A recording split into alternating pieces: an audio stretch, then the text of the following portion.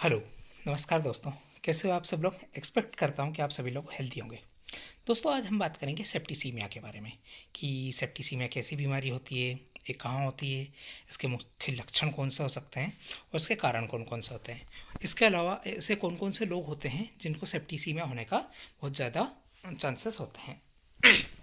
दोस्तों, सबसे पहले आप ये मान के चलिए कि सेप्टिसीमिया जो होती है वो एक बहुत ही गंभीर ब्लड सर्कुलेशन का इन्फेक्शन होता है।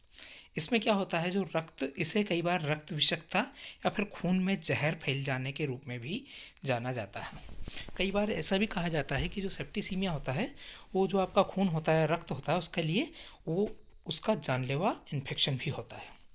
दोस्तों, सेप्टिसीमिया किसी को जब होता है जब शरीर में कहीं पर भी बैक्टीरिया का इन्फेक्शन हो। मतलब आपकी बॉडी में अगर किसी भी जगह पर कोई सा इन्फेक्शन होता है तो उससे वो सेप्टिसीमिया का रूप ले सकता है।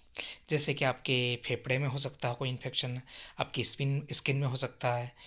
और इस टाइप के जो इन्फेक्शन होते हैं वो क्या होता है कि धीरे से आपका जो ब्लड सर्कुलेशन होता है उसमें प्रवेश कर जाते हैं, उसमें मिक्स हो जाते हैं। और यह खतरनाक है क्योंकि बैक्टीरिया और उसके जो टॉक्सिन्स होते हैं वो रक्त प्रवाह जो होता है, आपका ब्लड सर्कुलेशन होता है, उसके माध्यम से आपके पूरे शरीर में फैल जाता है। और दोस्तों, मतलब जो इन्फेक्शन आपके शरीर के किसी एक हिस्से में है, उससे अगर ब्लड के थ्रू पूरे शरीर में फैल जाएगा तो ऑब्वियसली बहुत ही ज़्यादा खतरनाक तो हो ही जाएगा। सेप्टिसीमिया जल्दी जानलेवा बन सकता है यदि इसका समय पर इलाज ना किया जाए, क्योंकि इसका मेन कारण ये होता है कि सेप्टिसीमिया जब फैलता है वो ब्लड से फैलता है। वो ब्लड आपके पूरी बॉडी में ही घूमता रहता है। दोस्तों, अगर इस तरह की सिचुएशन किसी के सामने आती है तो इसका इलाज अस्पताल में ही होना चाहिए। यदि सेप्टिसीमिया का इलाज समय पर ना किया जाए तो यह जो रोग होता है यह बहुत जल्दी सेप्सिस का रूप धारण कर लेता है। कई लोगों का मानना होता है कि सेप्टिसीमिया और सेप्सिस दोनों एक ही है, पर ऐसा नहीं है दोस्तों। सेप्सिस जो होता है सेप्टिसीमिया की और भी गंभीर और जटिलतापूर्वक सिचुएशन होती है। सेप्सिस की वजह से पूरे शरीर में सूजन का कारण बन सकता है। और यह सूजन आपके जो बॉडी को में जो खून होता है, रक्त होता है, उसमें थक्कों का कारण बन सकता है। मतलब जो आपका फ्लोइंग ब्लड होता है उसमें कई बार क्लोटिंग हो सकती है। उसकी वजह से ऑक्सीजन जो होती है आपके शरीर में पूरे आपके हर एक अंगों तक पहुंचनी होती है तो वहाँ पर पहुंचने से रुक सकती है, जिसके परिणाम स्वरूप किसी भी तरीके के आपकी जो बॉडी के पार्ट होते हैं वो फेल भी हो सकते हैं। दोस्तों, अगर हम बात करें कि सेप्टिसीमिया के कारण क्या होते हैं, तो सेप्टिसीमिया आपके शरीर के किसी भी भाग के संक्रमण के कारण से हो सकता है। यह संक्रमण आमतौर पर गंभीर होता है और कई तरह के बैक्टीरिया से सेप्टिसीमिया को जन्म दे सकते हैं। संक्रमण का सटीक स्रोत जो होता है वो अभी तक कोई निर्धारित तो नहीं है, लेकिन फिर भी जो सबसे आम संक्रमण, जो सबसे ज़्यादा नेचुरल जो इन्फेक्शन माना जाते हैं सेप्टिसीमिया के जो कारण बनते हैं, वो होता है आपका यूटीआई इन्फेक्शन। मतलब कि मूत्र मार्ग में संक्रमण हो सकता है, या फिर निमोनिया हो सकता है। मतलब कि किसी भी इंसान को फेफड़े में अगर संक्रमण हुआ है तो सेप्टिसीमिया बन सकता है। गुर्दे में संक्रमण हो सकता है, मतलब कि किसी किडनी में इन्फेक्शन होगा तो हो सकता है। या फिर पेट या फिर स्टोमच के इन्फेक्शन की वजह से भी सेप्टिसीमिया डेवलप हो सकता है। दोस्तों, इन संक्रमण में बैक्टीरिया जो होता है वो आपका जो ब्लड फ्लो होता है उसके थ्रू प्रवेश करता है, आपकी बॉडी में एंटर करता है। और ब्लड फ्लो के थ्रू ये पूरे शरीर में तेज़ी से फैल जाता है, जिसकी वजह से जो इसके लक्षण होते हैं वो बहुत तत्काल नज़र आने लग जाते हैं। दोस्तों, जो लोग पहले से ही अस्पताल में होते हैं, खासकर जैसे कि किसी तरीके की सर्जरी के लिए, उन्हें तो उन लोगों को सेप्टिसीमिया होने का बहुत अधिक खतरा हो सकता है। अस्पताल में रहते हुए संक्रमण हो सकता है और ये संक्रमण अक्सर अधिक अधिक खतरनाक भी हो सकते हैं, क्योंकि बैक्टीरिया पहले से ही कई सारी एंटीबायोटिक के प्रति एक तरीके से प्रतिरोधी होता है। मतलब उसके अंदर एंटीबायोटिक्स के लिए रेसिस्टेंस ऑलरेडी किसी तरीके का डेवलप हो सकता है।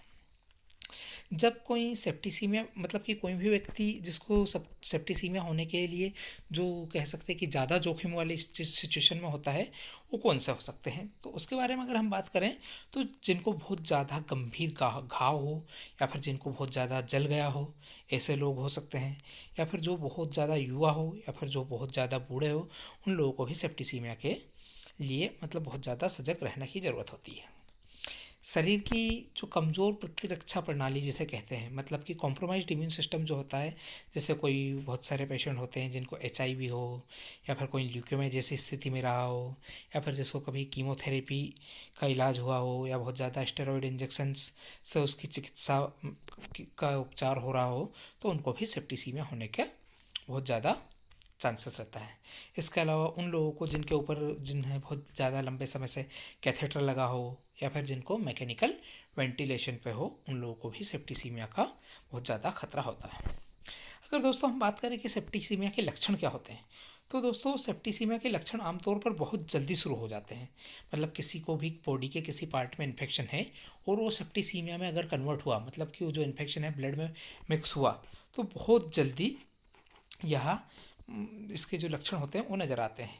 यहाँ तक कि पहले चरण में ही एक व्यक्ति बहुत ही ज़्यादा बीमार हो सकता है, और सेप्टिसीमिया किसी भी तरह के घाव के जो किसी भी तरह का घाव या इन्फेक्शन या फिर सर्जरी होता है, निमोनिया होता है, उससे उत्पन्न हो सकता है। इसके जो प्रारंभिक लक्षण जो कहा जाते हैं वो होता है कि भैया किसी को बहुत ज़्यादा ठंड लगने लगती है, बुखार आते हैं, इसके अलावा बहुत तेज़ी से सांस चलने लग जाती है, तेज़ी से दिल की धड़कनें बढ़ जाती है। ये सारी सिचुएशन होती हैं कि जो प्रारंभिक लक्षण में माने जाते हैं। इसके अलावा अगर उचित उपचार सही समय पर सेप्टिसीमिया का नहीं दिया जाए तो बहुत गंभीर लक्षण भी उभरने लग जाते हैं। जैसे कि आदमी में सोचने समझने की क्षमता खत्म हो जाती है, उसके दिमाग में किसी तरीके का भ्रम होने लग जाता है, उसको उल्टियाँ होने लगती है, शरीर के ऊपर लाल लाल तरह के डॉट्स दिखने लग जाते हैं, और साथ ही साथ जो उसके एक्सक्रीशन की लिमिट होती है, मतलब जो मूत्र करने की जो क्षमता होती है, वो बहुत ज़्यादा कम हो जाती है। इसके अलावा अपर्याप्त जो रक्त प्रवाह होता है वो हो सकता है। पेशेंट को ऐसा महसूस हो सकता है जैसे कि वो किसी तरह के शॉक में हो। दोस्तों, अगर कभी आपके सामने इस टाइप की किसी भी सिचुएशन का सामना हो कि और आपको लगता है कि किसी पेशेंट को सेप्टिसीमिया है, तो कभी भी सेप्टिसीमिया के लक्षण दिखाई दे तो उसे तुरंत से तुरंत अस्पताल में ले जाकर एडमिट कराना चाहिए, और आपको इंतज़ार नहीं करना चाहिए कि इस समस्या का घर पे इलाज करने की कोशिश भी नहीं करना चाहिए। दोस्तों, आज हमने जो बात करी है वो की सब कुछ सेप्टिसीमिया के बारे में। आपको इसी तरह से हेल्थ से रिलेटेड और भी वीडियोस की जानकारी लेना है, या फिर इन वीडियोस के बारे में और अगर आपको पढ़ना है तो लिंक में वेबसाइट का डिस्क्रिप्शन भी दिया हुआ है, आप वहाँ जाकर भी हिंदी में इन सब चीज़ों को पढ़ सकते हो। सो दोस्तों, हैव ए ग्रेट डे। और अगर आपको मेरी बातें पसंद आई हो तो प्लीज़ चैनल को लाइक करें, शेयर करें एंड सब्सक्राइब करें।